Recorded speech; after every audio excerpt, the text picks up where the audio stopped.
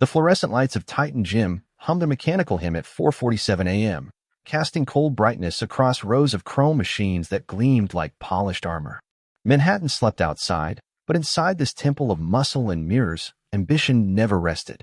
The air hung thick with chalk dust, rubber mats, and the metallic tang of iron, a smell that promised transformation to those willing to bleed for it. Perry Morales pushed her cleaning cart through the main floor, her white uniform crisp despite the exhaustion weighing on her shoulders. At 35, she moved with the quiet efficiency of someone who had learned to make herself invisible. Her shift had begun 2 hours earlier, after dropping her 2 children, Sophia, 8, and Miguel, 6, at her sister's cramped Bronx apartment. The city didn't care that she'd worked until midnight cleaning office buildings in Midtown. The bills didn't pause for exhaustion. But Perry never complained. She wiped down abandoned machines, her weathered hands gentle as she removed the sweat others left behind. Near the water fountain, she spotted a forgotten wallet on a bench. Without hesitation, she picked it up and placed it at the front desk with a note, found near fountain. Last week she'd returned a phone. The month before, car keys. No one ever thanked her. She never expected them to. Outside the front entrance, 3 motorcycles sat parked in the early morning darkness. Perry paused, pulled a thermos from her cart, and placed 3 paper cups of coffee on the sidewalk beside the bikes, just like she had every morning for the past 4 months. The men who rode those machines never asked her to. She simply did it because kindness cost nothing and warmth meant everything on cold New York mornings. Inside, the energy shifted. Austin Connor arrived like weather, loud, consuming, impossible to ignore. At 6'3" and 260 pounds of sculpted muscle, he commanded attention without asking. His face stared down from motivational posters on every wall, trained like a beast. Austin Connor, national champion. His social media followers numbered in the millions. His ego immeasurable. Clear the benches. He barked at no one in particular, his voice cutting through the morning calm. I need the full area. We're filming content today.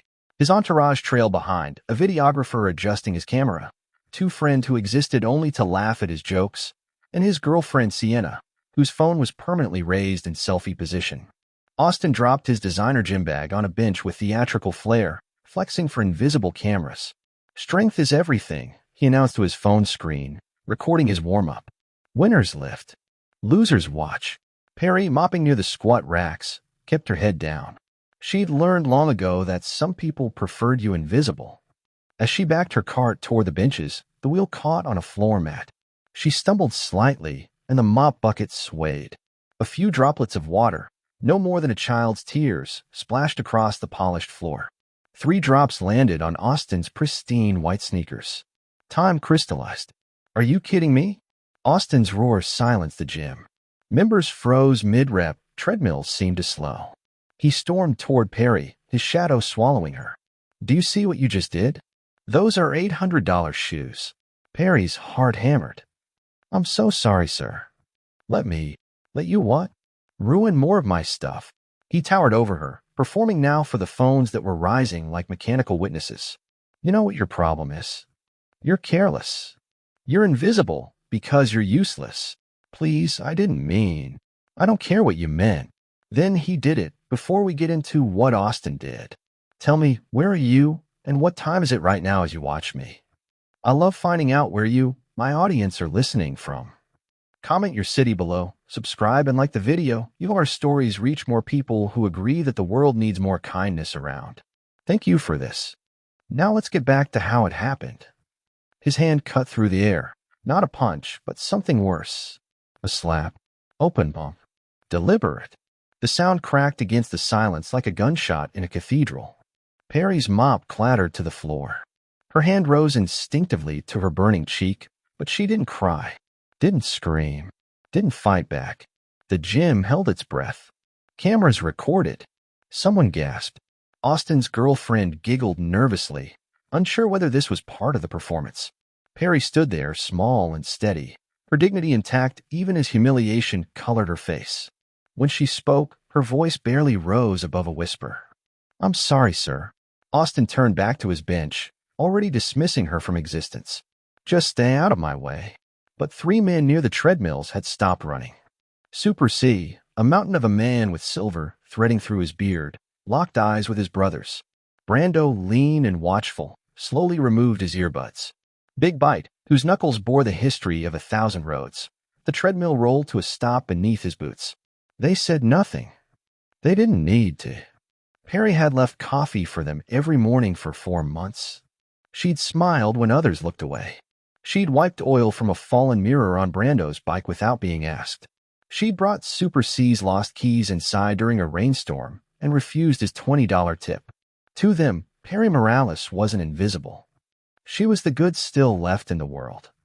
The three men exchanged a glance, brief, silent, but heavy as thunder gathering on a distant horizon. They walked toward the exit, their boots deliberate against the rubber floor. As they passed Austin, Super C's eyes held him for one long moment. No threat, no words, just a look that said, "We see you." Outside, 3 engines roared to life, and the sound echoed through the early morning streets like a promise or a warning. Inside Titan Gym, Perry quietly picked up her mop, and Austin Connor flexed for the cameras, completely unaware that 50 storms were about to roll in on chrome and leather. The Iron Brotherhood custom shop sat wedged between a bodega and a pawn shop on East 118th Street, its brick facade decorated with hand-painted flames and a single word in chrome letters, respect. Inside, the smell of motor oil and leather mixed with fresh coffee, the kind Perry had left outside an hour earlier, steam still rising from the cups when the men arrived. Super C sat at the scarred wooden table in the back office, his phone screen casting blue light across his weathered face. He was 53, a man whose hands had built engines and broken jaws in equal measure, though these days he preferred the former. The silver in his beard caught the light as he replayed the video for the 4th time. The slap echoed from the tiny speaker. Brando leaned against the doorframe, arms crossed, jaw tight. At 47, he was leaner than Super C, but no less dangerous. A coiled spring wrapped in leather and ink. Big Bite stood beside him, silent as always, his massive frame filling the space like a monument to quiet fury. 12,000 views already, Brando muttered. Comments are a war zone. On screen, Perry's mop clattered. Her whispered apology cut through the noise of the gym. Super C's finger hovered over the replay button, but didn't press it. He'd seen enough. "You remember her?" Super C asked, his voice low and controlled, the kind of calm that preceded storms. "Every morning for 4 months," Brando said. "Coffee. Always hot. Never asked for anything." Big Bite finally spoke, his voice like gravel, fixed my mirror when it fell. "Wouldn't take a dime." Super C nodded slowly, memories surfacing like ghosts. 3 months earlier. Perry had been wiping down the sidewalk outside the shop when she noticed the chrome mirror hanging loose on Brando's softail. She glanced around, found a screwdriver someone had left on a windowsill, and tightened it herself. When Brando emerged and tried to hand her $20, she'd smiled and shaken her head. "It's nothing," she'd said. "Just being neighborly." Neighborly. In New York City. The word felt like finding water in a desert. 6 weeks earlier. Super C's younger brother Tommy had been fired from his construction job, broke and hungry. He'd been sitting on the curb outside the gym at 6 a.m., head in his hands. Perry had emerged with her cart, seen him, and without a word returned 5 minutes later with a sandwich and orange juice from the bodega. "Rough morning?" she'd asked gently. Tommy had looked up at this stranger offering kindness and nearly wept. When Super C found out later, he'd asked his brother, "You get her name?" "Perry," Tommy had said. "An angel named Perry." Back in the shop, Super C set his phone down with deliberate care. "That woman," he said quietly, "represents something we don't see enough of anymore. Goodness without agenda. Kindness without calculation. And that muscle-headed punk just slapped it out of her." Brando finished. Big Bite cracked his knuckles, the sound like branches breaking. Super C stood, his chair scraping against concrete. "We're not going to hurt him. We're going to teach him." "Teach him what?" Brando asked, though he already knew. "That strength isn't what you lift." Super C pulled on his leather vest, the Hells Angels patch catching the light. "It's who you protect when they can't protect themselves." Meanwhile, across the city, Austin Connor's phone wouldn't stop buzzing. The video had exploded. 12,000 views became 50,000. Then 200,000. The comments section had become a battlefield, half calling him a monster, half defending him as a man who didn't take disrespect.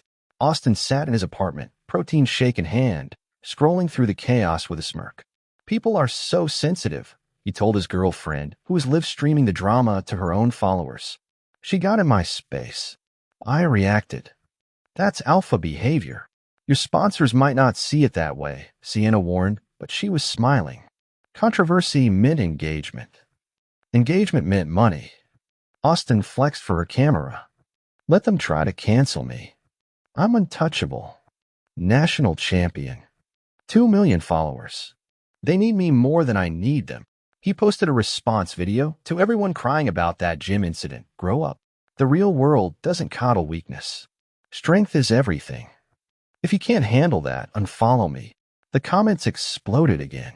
His follower count actually increased. Austin laughed, lifted his phone, and recorded himself doing one-arm push-ups.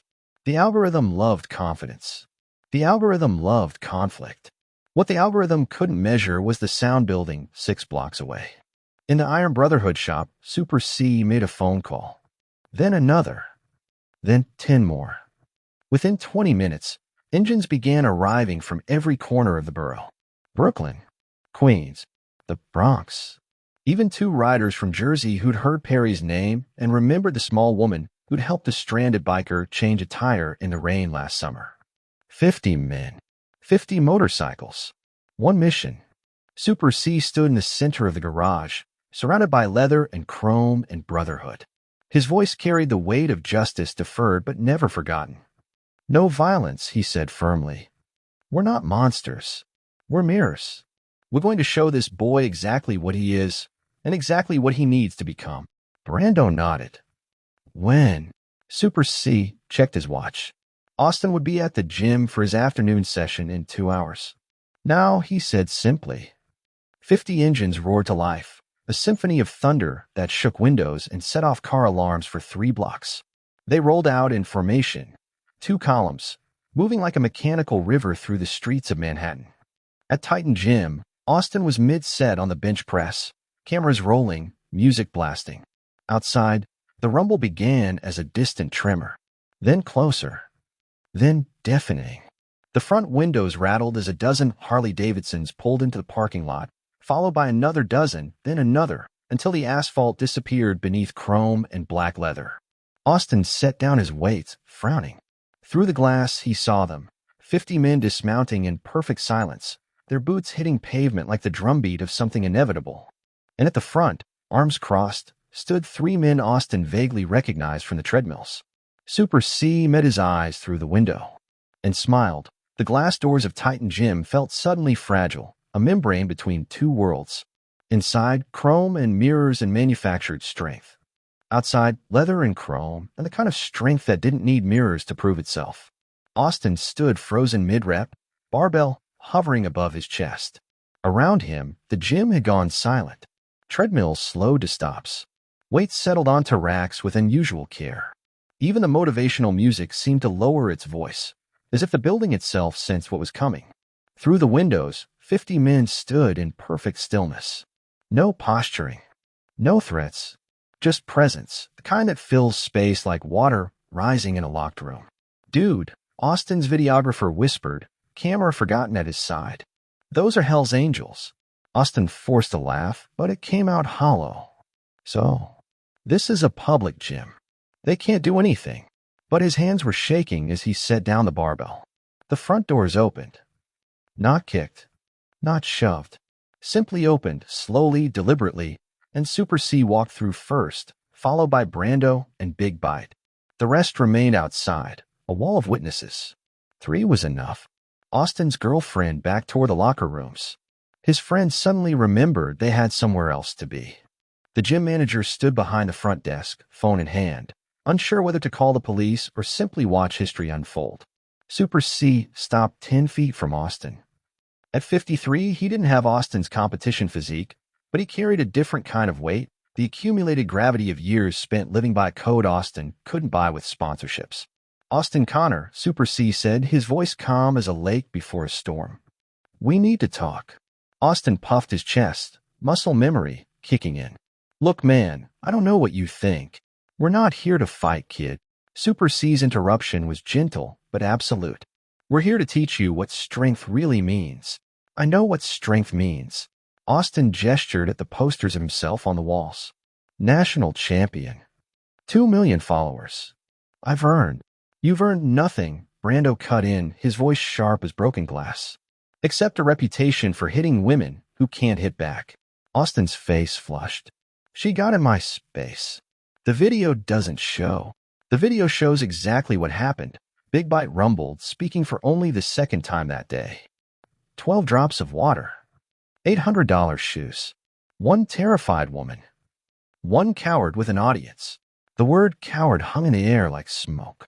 Austin looked around for support. The gym members stared at their phones or the floor. The manager had set down his phone. No call was coming. Even Austin's own reflection in a mirror seemed to be judging him. That woman you slapped, Super C continued, stepping closer, works 3 jobs. Raises 2 kids alone. Starts her shift at 2 a.m., so people like you can walk into a clean gym, pretend you built everything yourself. She works harder in one morning, Brando added, than you've ever worked in your whole life. Austin opened his mouth, closed it. His throat felt tight. Super C pulled out his phone, pulled up the video, and turned it toward Austin. 20 million views now. Your sponsors are calling emergency meetings. Your gym is reviewing your membership. But that's not why we're here. He pocketed the phone and looked Austin dead in the eye. We're here because that woman, Perry Morales, is our friend. She leaves us coffee every morning. She helped my brother when he had nothing. She fixed Brando's bike and refused payment. She represents something rare in this city, goodness without strings attached. Super C crossed his arms. And you struck her like she was nothing. I didn't mean, Austin started. You did. Super C's voice dropped to a whisper that somehow carried more weight than a shout. But here's what's going to happen. You're going to make a choice. Brando stepped forward. 1 week. You work beside Perry. You arrive when she arrives, 4 a.m. You do what she does. You learn what strength actually looks like when it's cleaning up other people's messes. You're insane, Austin laughed, but the sound was cracking. I have training. I have a competition in 6 weeks. I have. You have a decision, Super C interrupted. Work the week, or we make sure every sponsor, every gym, every platform you're on sees that video again, this time with context. With Perry's story. With a full 24-hour news cycle treatment. He leaned in slightly. We know people, kid. Journalists. Influencers with bigger reach than yours. People who care about mothers working 3 jobs getting slapped by millionaire athletes. Austin's face went pale. That's blackmail. That's consequences, Brando corrected. Something you've never faced. The gym was a tomb. 30 people watched in silence. Someone's phone was definitely recording now. Another video to go viral, but this time Austin wasn't the hero. Austin looked at the manager. You're going to let them. I saw the video, Austin, the manager said quietly. I saw what you did to Perry. She's worked here for 4 years without a single complaint. You've been here 6 months, and we've had a dozen. The walls were closing in. Austin's mind raced. His pride screamed to refuse. His lawyer's voice whispered lawsuit.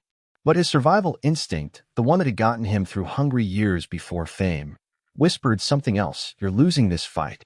Fine, he spat, the word tasting like copper. 1 week. But then we're done. Super C nodded slowly. 1 week. And if you actually learn something, maybe you get to keep your career. Maybe you get to become the man your mother hoped you'd be. Austin flinched at the mention of his mother. 4 a.m. tomorrow, Super C repeated. The mop's waiting. He turned to leave, Brando and Big Bite following. At the door, Super C paused and looked back. One more thing, kid. Perry doesn't know we're doing this. As far as she's concerned, you volunteered. You show her respect, or you answer to all 50 of us. Understood. Austin nodded mutely. The 3 men walked out. The engines outside rumbled to life, not aggressively, just a reminder that they'd be watching. Then, in formation, the motorcycles rolled out of the parking lot like a departing storm. Inside Titan Gym, Austin stood alone in the center of the floor, surrounded by silent witnesses and his own reflection. For the first time in years, he didn't like what he saw staring back. Austin arrived at 4:23 a.m., 23 minutes late, wearing designer athletic wear that cost more than Perry's monthly grocery budget. The gym was dark except for the service lights, and for a moment he hoped she hadn't shown up, that maybe this humiliation could be postponed, forgotten, erased. Then he saw her. Perry stood beside her cleaning cart in the center of the floor, mop in hand, uniform pressed despite the hour. She'd been there since 3:45, as she was every morning. When she saw him, her expression didn't harden with anger or soften with satisfaction. She simply looked at him with something worse than either. Pity. You're late, she said quietly, her voice carrying neither judgment nor triumph, just fact. I know. Traffic at 4 a.m.? She shook her head gently, then gestured to a second mop leaning against the wall. Doesn't matter. We're already behind. Austin had prepared speeches, explanations, perhaps even defiance. But her calm deflated all of it. He walked to the mop like a child approaching the principal's office, and when his hand closed around the wooden handle, it felt foreign, a tool he'd never truly held despite growing up in his mother's house, watching her clean for other families while he chased football scholarships and protein shakes. First, Perry said, wheeling the bucket toward him, you wring it out. Too much water leaves streaks and makes the floor slippery. Not enough, and you're just pushing dirt around. She demonstrated, her movements efficient and practiced. Austin tried to copy her, but the mop head twisted wrong, water sloshing over the bucket's edge and onto his expensive sneakers. Somewhere in the darkness, he heard it, the click of a camera phone. His head snapped up. 3 early morning gym members had arrived, faces he recognized from his training sessions, people who used to ask for photos. Now they stood near the entrance, phones raised, barely concealing their smirks. Ignore them, Perry said softly.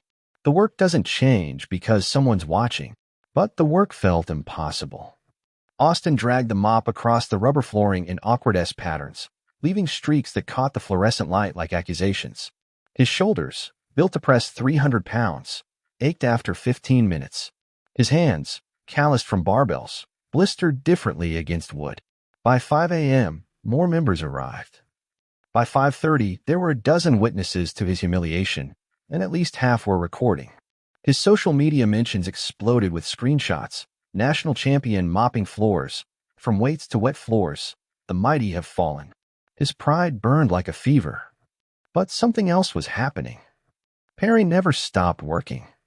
Never checked her phone. Never complained about her aching knees, and Austin could see they ached. Could see the slight wince when she bent low to scrub a stubborn scuff mark near the water fountain. She just worked, methodically, thoroughly, with a quiet dignity that made his own self-pity feel obscene. And she hummed. Softly, almost unconsciously, a melody Austin half recognized from childhood, something his mother used to sing while folding laundry in their cramped apartment before the scholarships, before the sponsorships, before he decided that strength meant leaving softness behind. How do you do this? He asked around 6 a.m., his voice rough with exhaustion and confusion. Every day.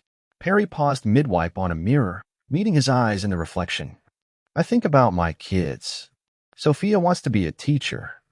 Miguel wants to be an astronaut. A small smile touched her lips. They need to see that honest work isn't shameful. That taking care of things, places, people, yourself matters. But doesn't it? Austin struggled for words. Doesn't it kill you? Being invisible. Having people look through you. Being invisible isn't the same as being worthless, Perry said, returning to the mirror. I know who I am. I know what I contribute. Whether others see, it doesn't change the truth. She finished the mirror, streak-free, perfect, and turned to face him fully. You want to know what I've learned, mopping these floors for 4 years? She didn't wait for his answer. Strength isn't about who looks down on others. It's about who lifts them up. Anyone can destroy. Anyone can humiliate. That takes no strength at all. Austin stood motionless, mop dripping forgotten onto the floor he just cleaned.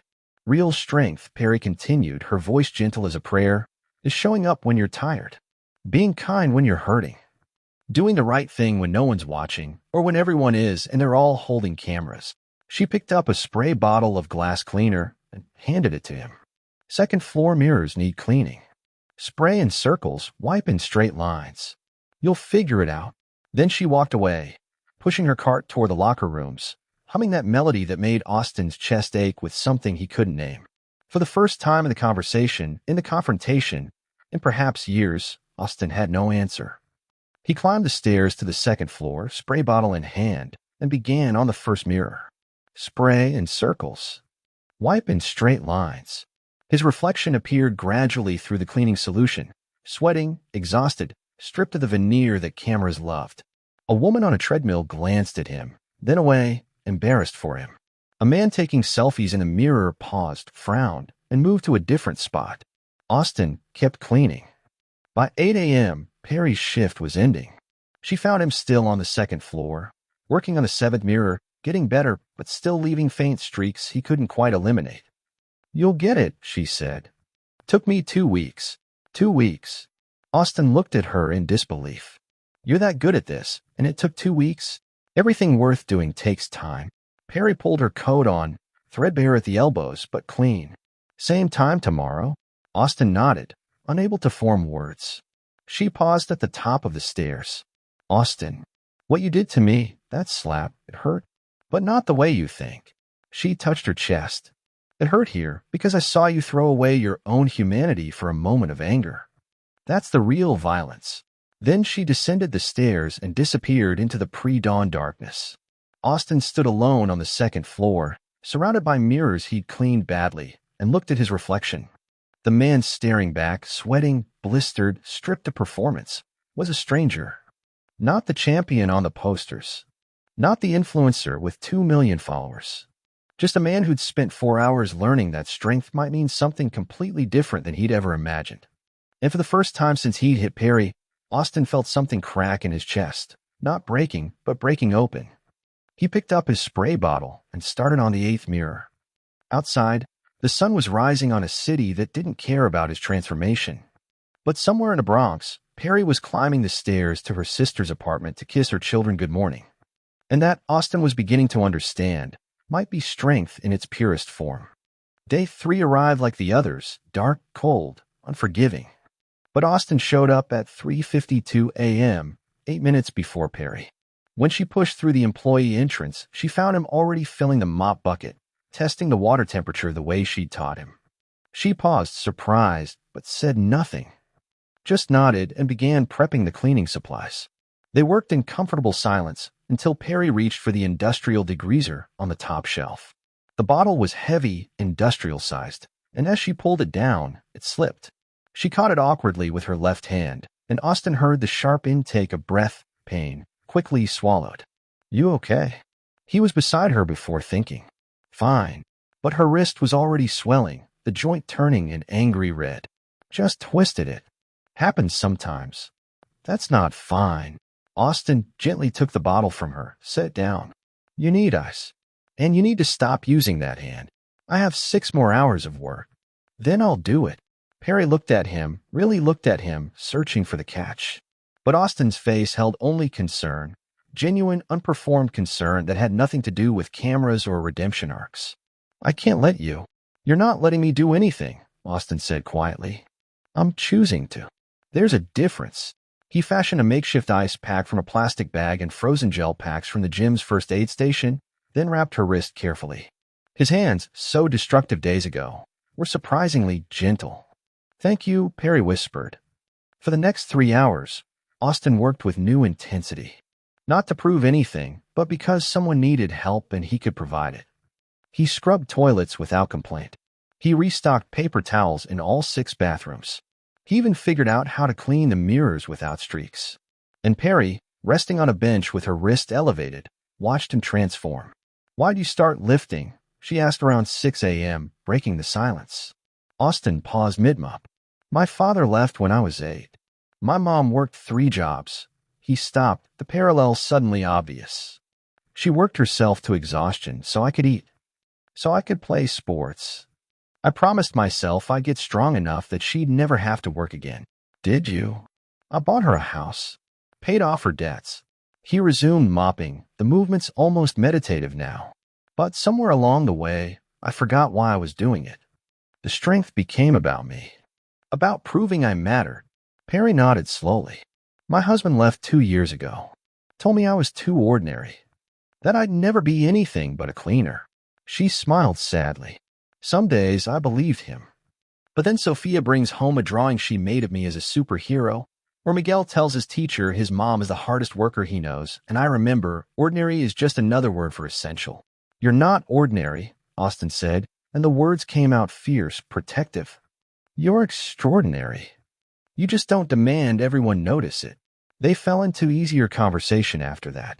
Perry told him about Sophia's love of books, how she'd read under the covers with a flashlight until midnight, about Miguel's obsession with planets, how he'd made a solar system model from recycled materials, about the absent husband who'd left debt and broken promises in his wake. Austin confessed his own loneliness, millions of followers but no real friends, sponsorships that paid his bills but cost his authenticity, a girlfriend who loved his image but barely knew his middle name, success that felt increasingly hollow the higher he climbed. I have everything I thought I wanted, he admitted, scrubbing a particularly stubborn stain. But I wake up empty, like I'm performing strength instead of living it. Maybe you've been lifting the wrong things, Perry said softly. Day 4, Austin arrived at 3:45 a.m. before Perry. He had coffee waiting. Not expensive artisan coffee, but bodega coffee, the kind working people drank because it was hot and strong and cost $1. Perry smiled when she saw it. You didn't have to. Neither did you. Every morning for 4 months. For 3 bikers you barely knew. They were never strangers, Perry said. Just neighbors I hadn't met yet. By day 5, they developed a rhythm. Austin handled the heavy lifting, moving equipment, reaching high shelves, carrying supply boxes. Perry handled the detail work her experience made effortless. They talked about everything and nothing. Childhood dreams, favorite foods, the way New York smelled different in summer. The Hells Angels came daily, like clockwork. Never intrusive, just present. Super C on the treadmill at 5 a.m., Brando stretching near the free weights at 6. Big Bite doing pull-ups at 6:30. Watching, protecting, proud of what they were seeing. Not Austin's humiliation, but his transformation. One morning, Super C caught Austin's eye and nodded. No words. Just recognition, one man to another, that growth was happening. Day 6 brought rain, and Perry arrived soaked because she'd given her umbrella to an elderly woman at the bus stop. Austin draped his expensive gym jacket over her shoulders without asking, and she didn't protest. They worked side by side, her humming that melody that reminded him of his mother, him finding unexpected peace in the repetitive simplicity of cleaning. Can I ask you something? Austin said, wringing out his mop. Why don't you hate me? After what I did, Perry considered the question while wiping down a mirror. Hate takes energy I don't have, and hating you wouldn't change what happened. Wouldn't feed my kids or pay my rent. So I chose something else. What? Hope? That maybe you'd become who you were meant to be instead of who anger made you. Austin's throat tightened. I don't deserve your hope. Deserve has nothing to do with it. Grace isn't earned, it's given. My grandmother taught me that. They swept the main floor together as dawn broke through the windows, painting everything gold. Austin pushed the wide push broom while Perry emptied trash cans, and in the quiet synchronicity of their work, something shifted. I thought I was strong, Austin whispered, more to himself than to her. I thought strength was what you could lift, how much you could push, who you could overpower. He paused, leaning on the broom, exhausted in ways that had nothing to do with physical labor. But I've never lifted anything this heavy, my own pride. That weight almost crushed me, almost crushed who I could become. Perry stopped beside him, her good hand resting gently on his shoulder. The heaviest things we carry, she said quietly, are never the things we can see. Outside, 3 motorcycles rumbled to life as the sun rose over Manhattan. Inside, 2 people who'd started as victim and villain were becoming something else entirely. Broken things learning to heal by helping each other carry the weight. Day 7 should have been easier. It wasn't. Austin arrived at 3:45 a.m. to find a man in a pressed suit waiting outside Titan Gym, camera crew in tow. Marcus Webb, senior reporter from Metro Sports Daily, smiled like a shark scenting blood. Austin Connor, can we talk about your fall from grace? Austin's jaw tightened. I'm working. Move. Working as a janitor, Webb pressed, following him to the door. Sources say this is court-ordered community service for assault. Care to comment? It's not. Austin stopped himself. Explaining felt like drowning. No comment. But the camera was already rolling. Inside, Perry saw the commotion through the glass and quietly started her routine, giving Austin space. He joined her wordlessly, but his hand shook as he filled the mop bucket. By 6 a.m., Webb's article was live. National champion reduced to mopping floors after assault scandal. By 6:30, Austin's phone exploded. His agent, "We need to talk." No. His main sponsor, Titan Fuel Nutrition, emergency call scheduled for 9 a.m. His girlfriend, "This is embarrassing. I can't be associated with this." Austin scrubbed toilets with hands that had forgot how to be gentle with anything, including himself. Perry worked nearby, humming that melody that had become his only anchor. "You should go," she said softly around 7 a.m. "Take the calls. I can finish." "I'm not leaving." "Austin, I'm not leaving." But at 9 a.m., his phone rang. The Titan Fuel CO. Austin stepped into the equipment closet and answered. "Austin, we've been patient." The voice was cold, corporate. "But this optics nightmare ends today. You quit this janitorial stunt, issue an apology for the misunderstanding, and we'll spin this as character growth. Or we pull your contract. $3 million, Austin. Your choice." Austin looked through the closet's small window. Perry was on her knees, scrubbing a stain someone had ignored for weeks. Her injured wrist was still wrapped, but she worked anyway because the work needed doing. "And if I finish the week?" Austin asked quietly. "Then you finish your career." Click. Austin stood in the darkness, surrounded by mops and industrial cleaner, phone dead in his hand. $3 million. His apartment. His car. His image. Everything he'd built. Perry found him there 20 minutes later, sitting on an overturned bucket, head in his hands. "They want me to quit," he whispered. She sat beside him on a box of paper towels. Said nothing. Just sat. $3 million if I walk away. 0 if I stay. "Then why are you still here?" Austin looked at her, really looked. At this woman who carried more weight before breakfast than he lifted in competition, who worked his smile despite every reason not to, who'd shown him more grace than he deserved. Because some things cost more than money. Perry's eyes shimmered. "Then you've already made your choice." That night, after Perry left, Austin stayed. He scrubbed floors that didn't need scrubbing. He organized supply closets already organized. He worked until his hands bled and his soul felt clean. Outside, Super C sat on his idling Harley, watching through the glass. Brando pulled up beside him. "He's still in there," Brando observed. "Yeah." Super C smiled. "Now he's learning." Inside, Austin walked past his championship poster, the one that screamed train like a beast. He stared at that younger, arrogant face, then pulled it down. The frame shattered. Austin whispered to the broken glass, to the empty gym, to the man he'd been. Not worth it anymore. Perry left her gloves on the bench in the second-floor locker room. Cheap cotton things, worn thin at the fingertips from years of chemicals and rough surfaces. Austin found them during his final walkthrough at 8:30 a.m., and something in their threadbare humility made his chest ache. He knew where she lived. She'd mentioned it once, East 167th Street, the Bronx. Building 4C. Austin told himself he was just returning her gloves. He told himself he wasn't running from the career-ending phone calls waiting in his voicemail. He told himself a lot of things during the subway ride north. The building stood wedged between a laundromat and a check-cashing store, its brick facade tagged with faded graffiti that nobody had bothered to paint over. The front door's lock was broken. The elevator smelled like urine and defeat. Austin climbed 4 flights of stained stairs, gloves clutched in his hand like a passport to a country he'd forgotten he came from. 4C, he knocked softly. Perry answered in sweatpants and an oversized Columbia University t-shirt, probably a hand-me-down. Her eyes widened. "Austin, how did you?" "Your gloves." He held them out like an offering. "You left them." She took them, confused. Then something shifted in her expression, understanding, maybe, or pity. "Would you like to come in?" "I was just making coffee." The apartment was smaller than his walk-in closet. 1 bedroom for the kids. He could see bunk beds through a cracked door, cartoon sheets, stuffed animals arranged with the precision of childhood treasures. Perry slept on the couch. He could see the folded blanket, the pillow tucked beside the armrest. The kitchen was a galley barely wide enough for one person.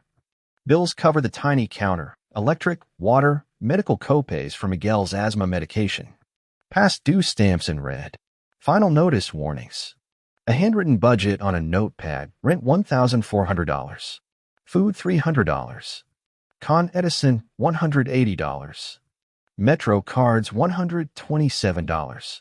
The numbers didn't add up to survival. They added up to drowning in slow motion. It's not much, Perry said, pouring instant coffee into mismatched mugs. But it's ours. Austin couldn't speak. His throat had closed around something sharp and burning. On the refrigerator, children's drawings held by alphabet magnets. My mom the superhero in crayon. Mom is the best in marker. A photo, Perry Younger smiling, beside a man who must have been the husband. Someone had carefully torn him out of the frame, leaving only Perry and the ghost of an arm around her shoulders. Sophia emerged from the bedroom, 8 years old and already carrying her mother's quiet strength. She rubbed her eyes, saw Austin, and froze. "It's okay, Mija," Perry said gently.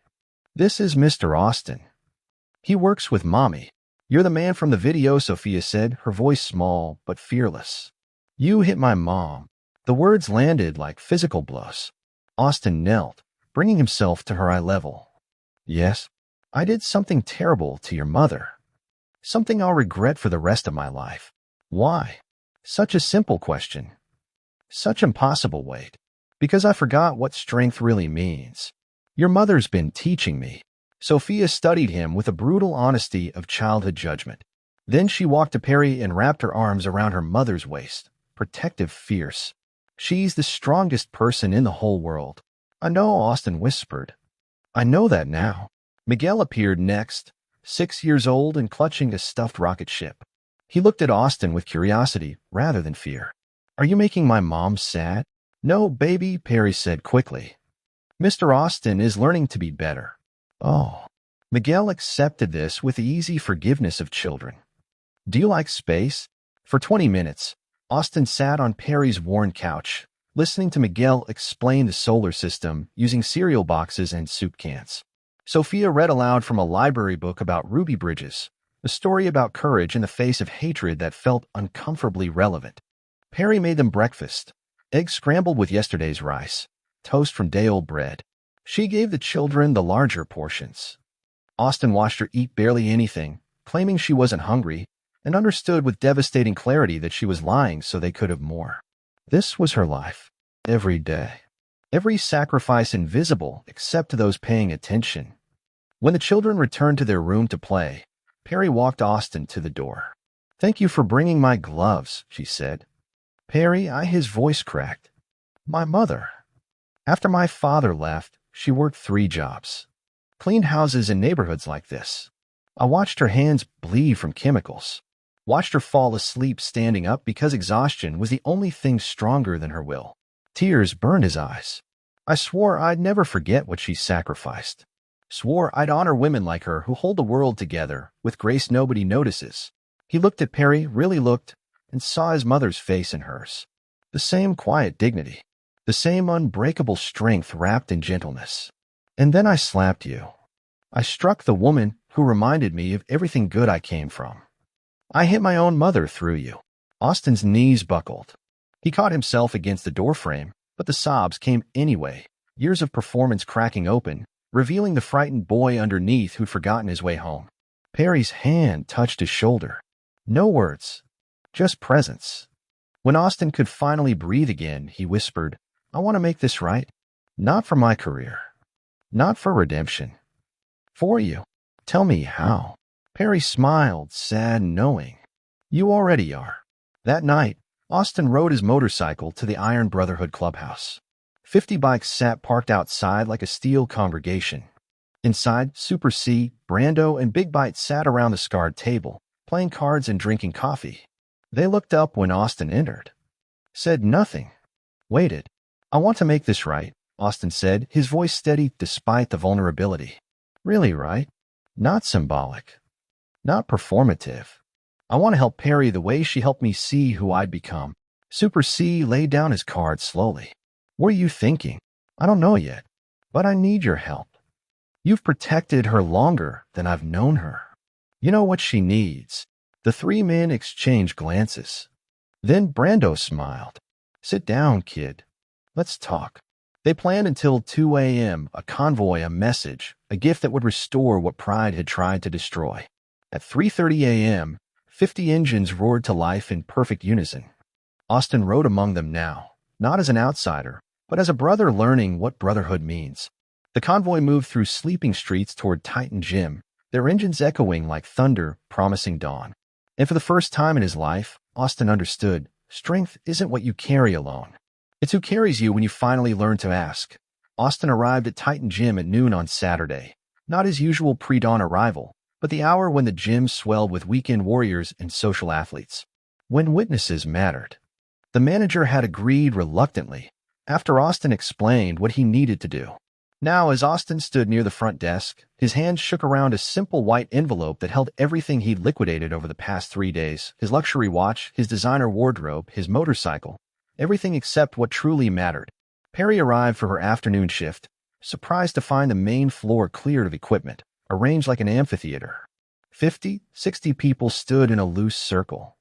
Camera phones were raised, but this time Austin had invited them. At the back of the crowd, unmistakable in their leather vests, stood the Hells Angels. All 50 of them. Super C nodded once, permission and witness combined. Perry, Austin's voice cracked, then steadied. Could you come here, please? She approached cautiously, her cleaning cart forgotten by the entrance. The crowd parted. Someone killed the music. The silence felt sacred. Austin faced her, and the gym, his kingdom, his stage, his temple of ego, became something else entirely, a confessional. 8 days ago, I stood in this exact spot and committed an act of violence against you. I slapped you. I humiliated you. I treated you as invisible, as less than human, because I was too arrogant to see that you carried more strength in your smallest finger than I'd ever possessed in my entire body. His voice carried to every corner. People leaned in. I told myself I was strong because I could lift heavy things. Because people follow me online. Because sponsors paid me to perform strength. He shook his head. But you showed me, through patience I didn't deserve, through grace I couldn't earn, that real strength is showing up at 4 a.m. for children who need you. Real strength is being kind when the world gives you every reason to be bitter. Real strength is carrying invisible weight with visible dignity. Perry's eyes glistened, but she stood tall. Austin opened the envelope. Inside, a cashier's check and a handwritten letter. This is 1 year of your rent, paid in full. 12 months where you won't have to choose between electricity and your daughter's school supplies. Where Miguel's asthma medication doesn't mean skipping meals. His voice broke. It's also tuition for Sophia and Miguel, full scholarships to St. Augustine's Academy, where Sophia can read all the books she wants and Miguel can learn about stars from teachers who have time to see his brilliance. A sob escaped Perry's throat. Her hand covered her mouth. It's not enough, Austin continued, tears streaming now without shame. It will never be enough. But it's a beginning. A down payment on becoming the man my mother raised me to be before I forgot her lessons. He held out the envelope. Perry's hands trembled as she took it. Then Austin did something no one expected. He knelt, not performatively, not for the cameras. He knelt the way a son kneels before his mother, the way a student kneels before a master, the way a broken man kneels before the person who showed him how to stand. I am sorry, Perry Morales, for the pain, for the humiliation, for making you feel, even for one moment, that your work, your life didn't matter. His voice dropped to a whisper the microphones barely caught. You matter. You've always mattered. Forgive me for being too blind to see it. The gym held its breath. Perry knelt too, meeting him at eye level. She took his face in her calloused hands, the hands that had cleaned his messes, that had taught him humility through labor, and said clearly for everyone to hear, I forgive you. The eruption was immediate. Applause thundered through the space. People cheered. Some wept openly. The gym manager dabbed his eyes with a towel. Even the jaded influencers who'd recorded Austin's fall now captured his redemption. But the most important sound came from outside. 50 Harley-Davidson engines roared to life in perfect unison, not the aggressive rumble of intimidation, but a single sustained note of salute. Then silence. The angels had spoken their verdict. Justice served. Honor restored. Super C walked forward, the crowd parting for him like water. He placed a hand on Austin's shoulder as the young man stood, helping Perry to her feet. "You see, son." Super C's voice carried the weight of roads traveled and lessons learned. "You don't lose respect when you kneel. You earn it. Real men, strong men, know when to stand tall and when to bow low. That's the difference between power and strength." Brando and Big Bite flanked them now, a protective circle around Perry. "You did good, kid," Brando said quietly. "Your mother would be proud." Austin nodded, unable to speak.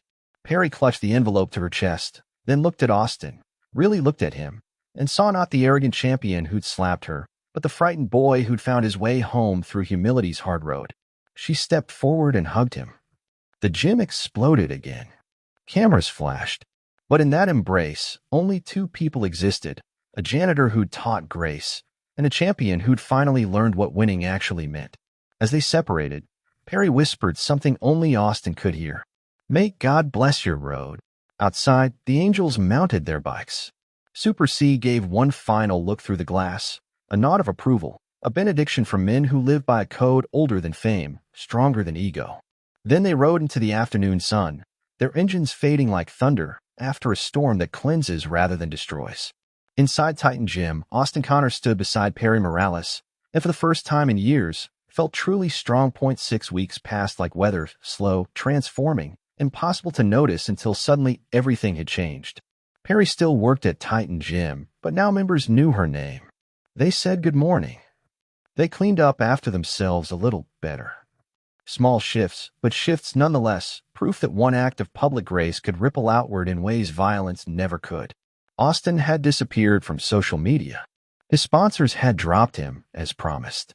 The championship posters came down, replaced by testimonials from everyday athletes. But somehow, in his absence, he'd become more present than ever, not as an image, but as a memory of transformation. It was a Thursday evening, that strange hour between work and rest, when Perry climbed the 4 flights to apartment 4C, carrying groceries from a budget that no longer required choosing between food and electricity. Sophia and Miguel were at their new school's aftercare program, a luxury that still made Perry's throat tight with gratitude. She checked the mailbox out of habit, expecting bills that no longer came stamped with red warnings. Instead, a small package. No return address. Just her name in careful handwriting. Inside her apartment, Perry opened it with the delicate reverence reserved for unexpected gifts. Tissue paper fell away to reveal a small silver pin, an angel with wings spread wide, and etched into each wing, unmistakable, the Hell's Angel's crest. Her hands trembled. A note, written on paper that smelled faintly of motor oil and leather. "For the strongest woman we ever met. The road remembers kindness. The road protects its own. Super C, Brando, Big Bite, and the Brotherhood." Perry pressed the pin to her chest and wept, not from sorrow, but from the overwhelming grace of being seen, of mattering, of small acts of coffee and courtesy becoming something larger than she'd ever imagined. She walked to the window, wiping her eyes, and looked down at the street below. There, in the small community park across from her building, she saw him. Austin Connor, no longer dressed in designer athletic wear but in simple jeans and a t-shirt, was helping a group of teenagers unload equipment from a truck. Weight benches, dumbbells, resistance bands. He moved with the same intensity he'd once brought to competition, but now it was directed outward, lifting not for himself, but for kids who reminded him of the boy he'd been before arrogance built walls around his heart. The sign above the park's recreation center read, "Community Strength Initiative, Free Youth Fitness Program." As if sensing her gaze, Austin looked up. Their eyes met across the distance. He didn't wave, didn't smile. He simply nodded, a gesture of respect between people who traveled through fire together and emerged holding different truths than when they'd entered. Perry nodded back. That night, after dinner, after homework, after Miguel's bedtime story about astronauts who never gave up, Perry sat on the edge of the children's bunk beds. Sophia looked up from her book, and Miguel clutched his stuffed rocket ship. "Mama," Sophia asked, "why did Mr. Austin change?" Perry thought carefully, her fingers touching the silver angel pin now attached to her uniform, right above her heart. "Because sometimes," she said softly, "people forget who they are. They think strength means being hard, being loud, being powerful. But real strength, the kind that matters, is being kind even when the world isn't." It's showing up. It's doing the right thing when it's easier not to. It's lifting others up instead of pushing them down. Like you do, Miguel whispered. Perry kissed his forehead. Like we all can do, Mijo. Every single day. She turned off their light, leaving the door cracked the way they liked it, and returned to the living room. Through the window, she could see Austin still working in the park, teaching a teenager proper form on a bench press, patient and present. The silver angel caught the lamplight, its wings seeming to shimmer. Perry touched it gently and whispered to the empty apartment, to the city beyond, to the three bikers who'd become unlikely angels, to the broken champion who'd become whole. Because sometimes kindness doesn't just save lives, it changes them. Outside, somewhere in the Brooklyn night, 50 motorcycles sat silent in their garage, their riders asleep but dreaming of roads that lead not away from humanity, but deeper into it. And in apartment 4C, a woman who'd always been strong finally felt strong enough to rest. If you believe kindness is the truest form of strength, like and share this story. Tell us where you're watching from in the comments below, and subscribe for more acts of kindness stories. Also, check out the 2 videos showing on the screen right now. They are specially crafted for you.